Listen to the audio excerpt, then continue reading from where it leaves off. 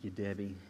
You know, it's interesting, over the last 10 to 15 years, 15 especially, how it is that Americans watch TV compared to how they used to has changed fairly dramatically, at least in terms of its source.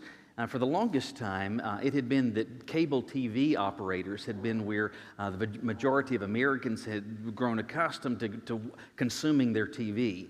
And since cable companies, we discovered, were the devil, and their prices kept going through the roof, folks started making different choices. And then with the increases in bandwidth and that type of thing, there were more options that became available for people. And so increasingly what has happened is that more and more people have opted away from the cable companies, and they've opted to different streaming devices like Roku or Apple TV or Android TV or Google TV, some of these different options. Many of you have already purchased these things. Now, one of the things that's different about those is that it used to be, if you had cable TV, you had a remote that was about the size of your shoe, which was kind of nice. You know why? You can find a shoe. But if you have a Roku remote, it's about like this.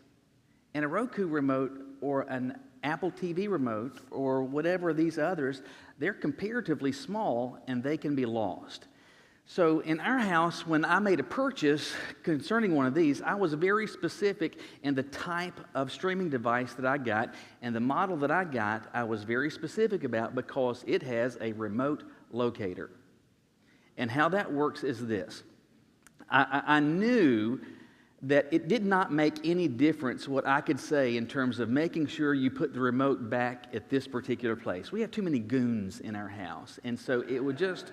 There's no telling where it would wind up. And we had already experienced that the hunt for the remote, it's easier to find Osama bin Laden than to find a remote in our house. And so you would, because typically what would happen is that you would say, I'm going to, where is it? I need to turn the TV off or on or turn it up or down or whatever. And you would kind of glance and you don't see it. And then you might start looking, and the nice thing is you can go to the base where the internet connects to this thing, and you can press a button, and it causes the remote to beep, which is awesome. Now, this is what's crazy, though. Invariably, it seems that what you will discover is that the remote, in the scheme of things, is that it's not that hard to find. Strangely, sometimes you will discover, among other things, you might be sitting on it. Or somebody else, or the dog could be sitting on it. It's possible that there is just a pillow that's on it. Or maybe somebody accidentally kicked it underneath the couch. Or maybe it is that somebody has placed a stack of laundry on it. Or that somebody has set a book on it. Or who knows what it is. But it's interesting that every time we find this, you're very, very close to it. It hasn't gone to the other end of the house. It's not up in the attic. It's not down in the basement. It's not out in the yard somewhere. You're very, very close to it. Very close to it. But you're right there at it, but you've missed it because of what you put on top of it. Hold that thought for a second. We're in this series working our way through Matthew that I'm calling Missed Calls, where people are, among other things, really close to Jesus. And today, we're going to see people that are really, really close to Jesus. In fact, they're really close to Jesus relationally. These are people that knew Jesus for a long time. He grew up in Nazareth with them. And he goes back, and it seems that Jesus is intent on and desirous to do something of consequence in their lives. But that doesn't happen. He's there, he's close, but they miss that opportunity. They miss out on Jesus doing something significant in their life. How does that happen? What then, from their experience, that informs us with this question: what might cause you to miss out on Jesus' work in your life? And in truth, the answer to that is kind of like how it works with a remote. There's some stuff that you can put on top of Jesus in your life that will cause you, even though he is very close, to miss out. What might cause you to miss out? Look with me in your Bibles today to Matthew chapter 13. Matthew 13, starting with verse 53, we're told that when Jesus had finished these parables, so he's been teaching, obviously, he leaves there, he goes to his hometown and began to teach them in their synagogue. So they were astonished and said, "Where did this man get this wisdom and these miraculous powers? Isn't this the carpenter's son? Isn't his mother called Mary and his brother James, Joseph, Simon, and Judas? Aren't his sisters, aren't they all with us? So where does he get all these things?" And they were offended by him. And Jesus said to them, "A prophet is not without honor except in his hometown and in his household." And then notice verse 58, he did not do many miracles there because of their unbelief. Verse 58 is telling us that a lot of people missed out. And why did they miss out? Well, I think they missed out, and if they did, it could happen to me, it could happen to you. So this question is important, so how did it happen? I think based on what we see based on this passage, the first thing is this. It can happen when we are believing in the sufficiency of our personal knowledge. It happens when we start believing in the sufficiency of our personal knowledge. You say, well, how does that work? Well, let's think about what's going on here. Jesus is about 2 years into his public ministry, so it's in full swing. We're about 1.5 years away from the crucifixion. Jesus is pretty popular at this point, and his name is known throughout Galilee. He's kind of a first-century celebrity, and he goes back to his hometown. That's all that Matthew says, that he goes to his hometown. This particular instance is recorded in each of the synoptics. So Matthew, Mark, and Luke all record this. Each of them gives some detail. In fact, Luke gives more detail, actually mentions Nazareth by name. But we're going to pay attention specifically to what Matthew says alone today. But he goes to Nazareth and he goes to the synagogue. Now keep in mind what's going on with the synagogue. You have the temple, and the temple is where? That's in Jerusalem. Everybody can't go to the temple every week to worship, right? They don't have cars. There's not easy transportation, so you're going to have local places of worship. Those are the synagogues. And so Jesus goes back to his hometown, to the local place of worship, and we are told that he began to teach. All right, first of all, what does he teach? Well, we get some information in the other gospel passages, but we're not going to deal with that. We're just told here that he teaches. How exactly does that happen? It was not entirely unusual for a guest, especially if it was known by a particular fellowship, that they might be invited to speak or to share something. And so Jesus, at this point, not only is he known by them because of familiarity, but he's also known because he's widely known throughout the area. This is Jesus. I mean, not just the guy that we know. Jesus is the guy that, everybody knows now. And so, hey, Jesus, you want to share a little bit? Anything you want to say? And so Jesus seizes this opportunity and he begins to teach them. Now, what's interesting, though, is it tells us they were astonished. They're astonished. That sounds like it's really, really good, doesn't it? Like if you hear something and you're astonished, that sounds kind of positive until you look at verse 58. You fast forward to the end, it says, he did not do many miracles there because of their unbelief. So they're astonished, which sounds positive, but the end result is nothing of much consequence happens. Now here's the question. Does Jesus show up and not much happens because he can't do much? That Jesus is somehow lacking ability? I don't think it's that. Secondly, do you think it's because Jesus didn't want to do something there? I mean, these are people that Jesus, he grew up there. I mean, he's spent 30 years there. They know him. They have watched him grow up. You've got to think that there are many homes throughout Nazareth that he has been into. These are many friends of Jesus. He would love to do something among people that are dear to him, but nothing of consequence comparatively happens. Why is that? I think it has everything to do with the question that they ask at the end of verse 54. Notice their question. They say this, notice this, where did this man? Notice how snide that sounds. Where did this man? They don't say Jesus. Where did this man? And the first part of their question is, where did this man get this wisdom? Where did this man get this wisdom? Now, the Bible uses the word wisdom both in the Old and New Testament, and it uses it a couple of different ways. Sometimes the Bible uses the word wisdom to convey a godly perspective, or the perspective that God has, which is this perspective that He has of how things actually are. And James encourages us, for example, he says, does any among you lack wisdom? Let him ask of God, who will give to all liberally without reproach. Now, does that mean now that school has started, that first math test comes up and you're thinking, all right, I am sitting here, I've got sweat coming down my brow because I know nothing. Dear Lord, I remember you said in your word, he who lacks wisdom, that's me, you would grant liberally without reproach. I name it, I claim it.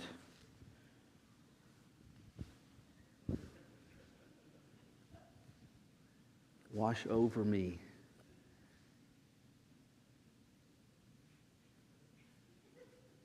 You're going to fail that test. But because that's not what James is talking about. That's factual data.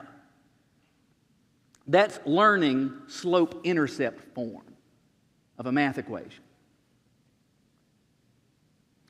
That's not what James is talking about. Sometimes, though, the Bible does use wisdom to contain not just merely the perspective of God, but more broadly, insight and some sort of experiential perspective. So if you take that thought and kind of put it back in here, what they are kind of saying is this. When they say, where did this joker that has just shown up here now, he's been gone for a couple of years. This is the Jesus that we know. This is the Jesus that grew up here. Where did he get this stuff? All this is the carpenter's son. This is Mary's son. His brothers are here. His sisters are sitting over there. I had to wait behind them in line in the bathroom this morning. What are they trying to do? They are seeking to take Jesus down, aren't they? If they can take Jesus down, and specifically what Jesus knows, what are they seeking to do? They're going to take Jesus down so they can raise themselves up. So if I can elevate what I know, I don't have to pay attention to him. Who does he think he is? He just showed up. He's been gone for a couple of years. He's going to show up and he's going to start rattling off this stuff. Where did he get this? He's been to the big city now. Whoop-de-doo.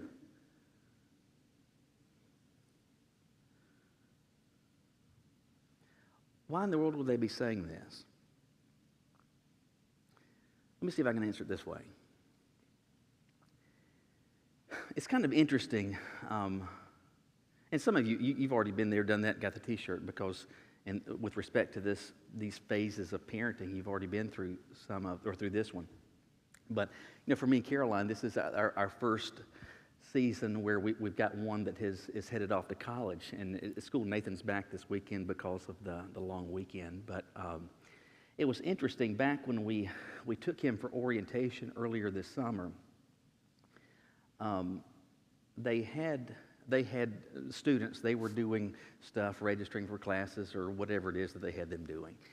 And they had parents. They were talking to us about whatever it was they were talking to us about. And I remember at lunch, they had us do something. They gave us each a card, and they said, listen, we'd like for your student to get a note from you their first week of class. And so just a little encouragement, a little pick-me-up the first week that they're starting this new experience. Get a note from mom and dad in their mailbox this week. And so I thought that's kind of cool. That's a nice touch from home. And so I sat there and I wrote Nathan something. And I'm sure there was some nonsense in there because I can't help it. I just can't help it. But one of the things that I said in there, I was serious about, and I meant it.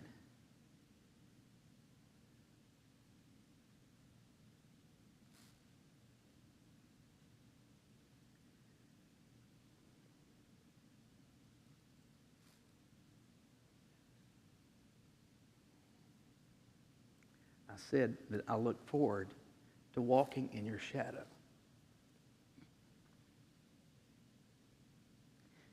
And that's an interesting change for us, because when you have kids for the longest time, as parents, they always do what you say. They don't know anything. They're dumb, right? I mean, they show up in the world, they can't even turn their head. They can't even hold their head up. You have to teach them the words they say. You have to carry them from place to place. And you have to teach them to walk, to ride a bike. And so you're always over them. You're always over them. But he's at this stage, though, that he's launching, and he's at this stage where he's going to be charting his own path. And it's interesting. He's going to be knowing a thing or two. He's not dumb anymore. And what I'm saying is, I'm okay with not staying up here and coming down. Because if I can come down, you know what? I can learn something.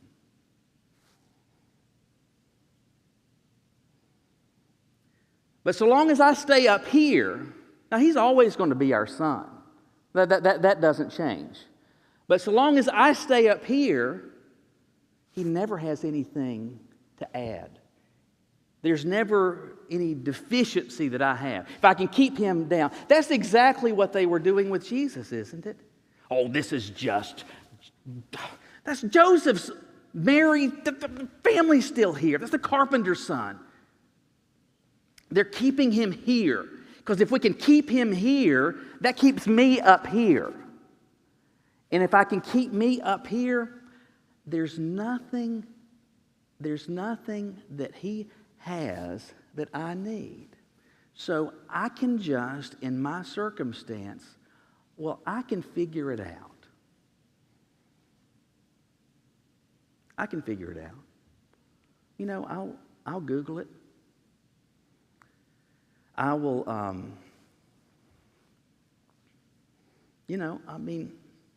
I'll work through it.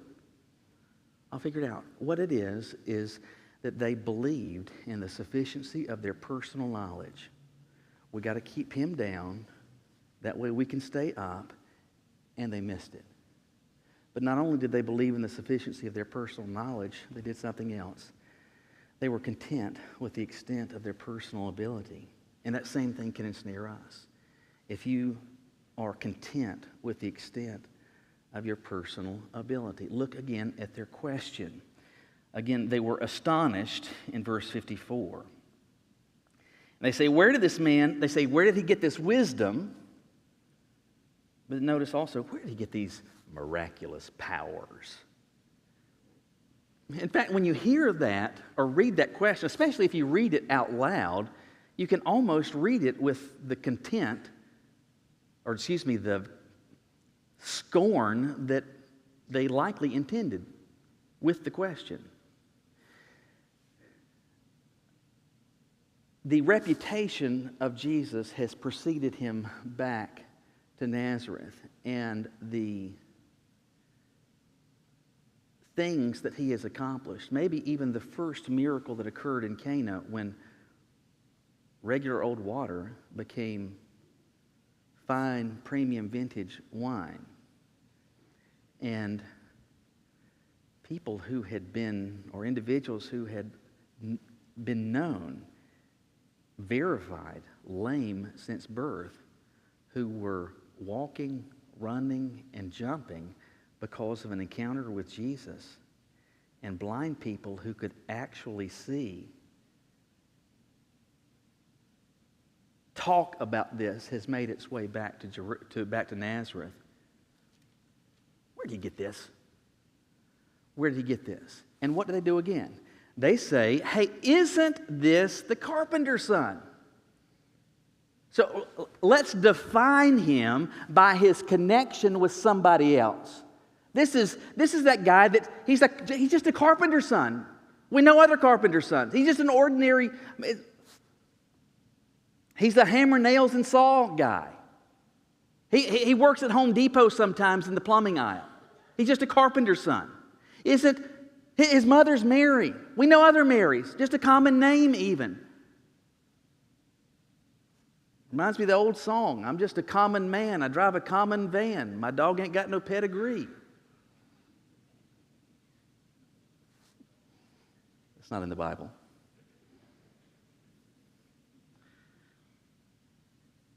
His brothers, we know them. His sisters, we know them. Just ordinary. Where does he get all this stuff? Where does he get all of this stuff? They're taking Jesus down a notch or 2 or 10 because if they can do that, because first of all, they've taken his knowledge down. If they can keep his knowledge down, they can say, I know enough. They can elevate their perspective. And now they're saying with respect to abilities, you know what, I have been able to get by enough in life. You know, I'm kind of a self-made person. Look at what I've been able to do. He doesn't bring anything to the table that I really need. I got a job. I got trained. I've got some money. I got a home. I mean, I've been through some valleys, but I got through it. Faced some difficulties, but I figured it out. Came to some crossroads, but I made the right decision. Had some questions, but I thought through it.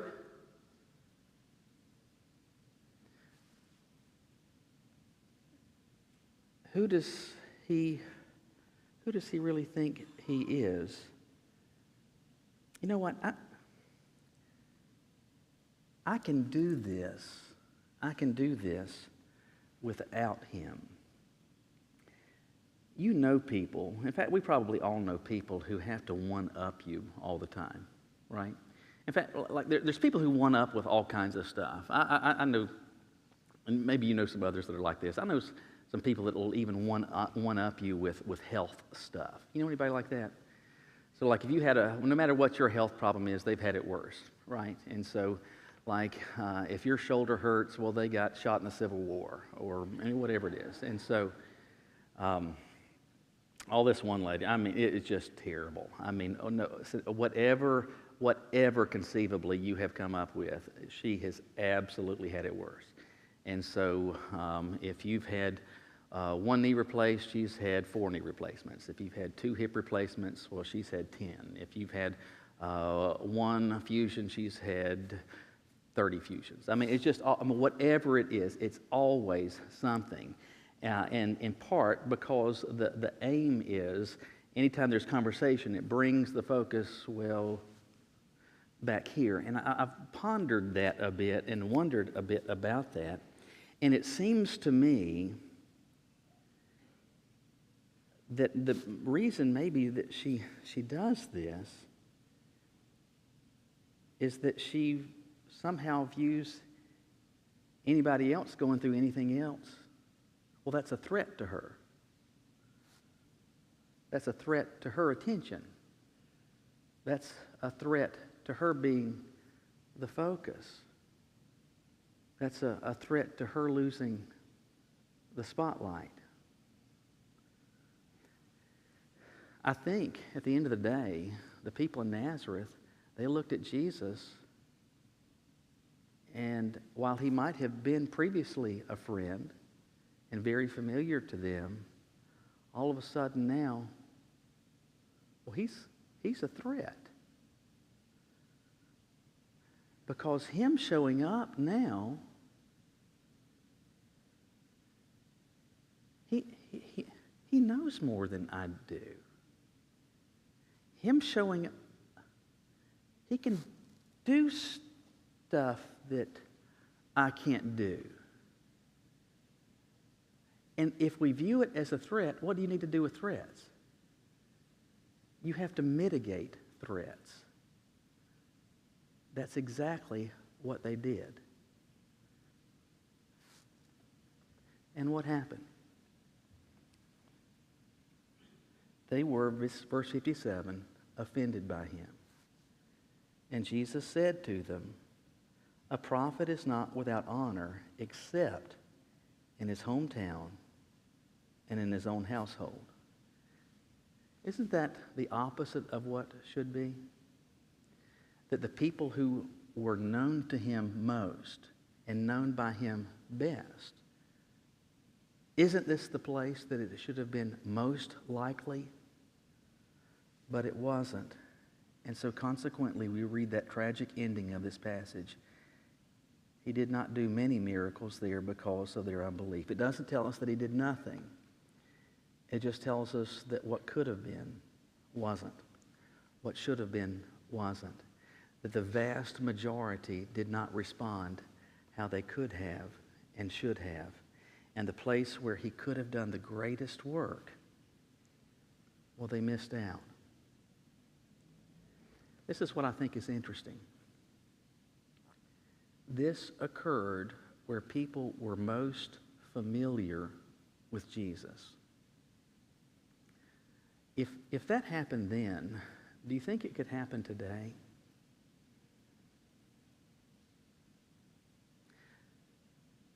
Statistically, the people who have the greatest kingdom impact is counterintuitive. Wouldn't you think that the people who have the greatest kingdom impact are those who have known the Lord the longest? Most of the time, the people who've had the greatest kingdom impact are those who have known the Lord the least amount of time. They're the ones who are most excited, most active in sharing, most intentional in sharing Jesus with other people. It seems, unfortunately, too many times we fall into this trap of becoming a Nazareth, where we get so familiar and so comfortable. I think I can do this on my own. Got enough experience, got enough tools in my tool belt. I know enough, I can do enough.